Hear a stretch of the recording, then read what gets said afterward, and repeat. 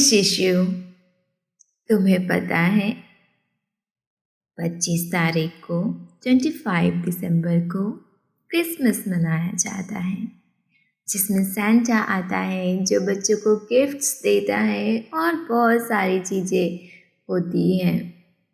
लेकिन क्या तुम जानते हो, ये सेंटा तो केवल एक दिन के लिए आता है, लेकिन तुम्हारे वास्तविक सेंटा कौन है, जो तुम्हें हमेशा प्यार करने के लिए, तुम्हारा साथ देने के लिए उपस्थित होते हैं।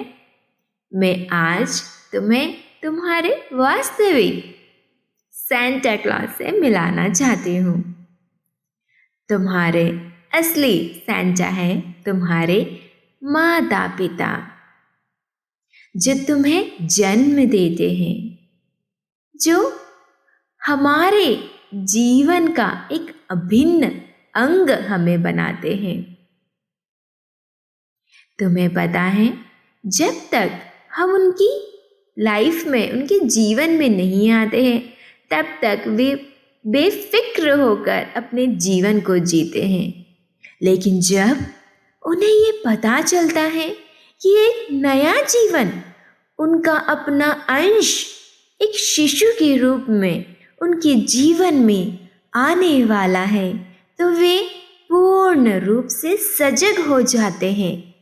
जीवन को जीने का उनका तरीका बदल जाता है।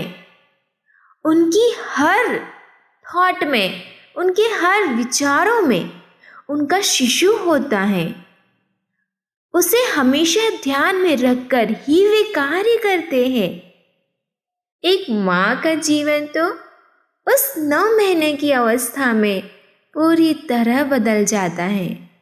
तुम्हें पता है, जब एक शिशु को, एक जीव को जन्म लेना होता है, तो वह एक स्त्री के गर्भ में आता है, और जब वह स्त्री के गर्भ में आता है, तो वह अपना संपूर्ण वात्सल्य उस शिशु पर, अपनी करुणा, अपनी ममता, सब कुछ उस पर न्यौछावर कर देती है। उसका खान पान, उसका व्यवहार, उसकी दिनचर्या, सब कुछ उस शिशु के अनुसार, उसकी अच्छी सेहत के अनुसार परिवर्तित होते जाता है, क्योंकि उस स्त्री का जीवन एक स्त्री से, एक महिला से माँ में परिवर्तित होने जा रहा है। एक माता के रूप में उसका नवनिर्माण होने वाला होता है, और वो स्त्री इस बदलाव के लिए खुशी खुशी परिवर्तित भी हो जाती है, क्योंकि उसे ये आशा, ये उम्मीद होती है कि एक शिशु के रूप में एक मानव को वह गढ़ रही है, जो मानव, जो शिशु उसकी गोद में आकर उसे सुख की अनुभूति कराएगा, प्रेम की अनुभूति करवाएगा। क्योंकि एक माँ को हमेशा अपने बच्चे से 2 चीज़ों की उम्मीद सबसे ज़्यादा होती है, एक प्यार, स्नेह, और दूसरा सम्मान। और जब शिशु इस दुनिया में आता है, तो ये 2 चीज़ें उसे देता भी है, खूब सारा प्यार और सम्मान। लेकिन पता नहीं क्यों समय के साथ साथ ये थोड़ा परिवर्तित होने लग जाता है। हे शिशु, उस माँ का जीवन प्रारंभ होते हुए इस तरह कब सालों बीत जाते हैं, उसे इसका आभास भी नहीं होता। ठीक इसी तरह से एक बेफिक्र युवा जब पिता बनने की अवस्था में आता है, तो वह उस समय में अपने आप को संतुलित करते हुए ये समझने की कोशिश करने लग जाता है कि अब उसके आगे का जीवन कैसा होना चाहिए, उसे क्या क्या चीज़ें करनी चाहिए और क्या नहीं, क्योंकि उसके पास अब जिम्मेदारियाँ, उसके कर्तव्य, उसके जीवन का एक महत्वपूर्ण अंग बनने जा रहे होते हैं। कई बार तो वो अपनी भावनाओं को किसी से साझा भी नहीं कर पाता है, क्योंकि वो अपनी स्थिति को भी खुद समझ नहीं पाता है, लेकिन फिर भी वह पूरी तरह संतुलित होते हुए, खुद को संभालते हुए अपने परिवार को संभालने की जिम्मेदारी का वहन करता है।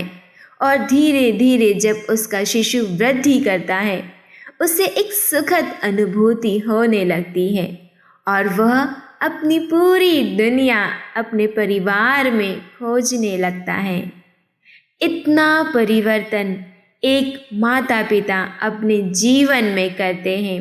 एक शिशु के जन्म लेने से उसकी बढ़ती हुई अवस्था में वे उसके प्रथम गुरु, उसके मित्र, उसके आदर्श, उसके जीवन का आधार बन जाते हैं। जीवन में यदि कोई भी संस्कार हमारे भीतर है तो वो हमारे माता पिता की ही देन है। हे शिशु, एक माता पिता के प्रेम के इस मोल को जो कभी भी चुकाया नहीं जा सकता, तुम सदैव उसका आदर करना, उसका सम्मान करना। जब भी उन्हें तुम्हारी ज़रूरत हो तब तुम उनके साथ रहना, उनकी परछाई बनकर उन्हें प्रेम देना, उन्हें सम्मान देना।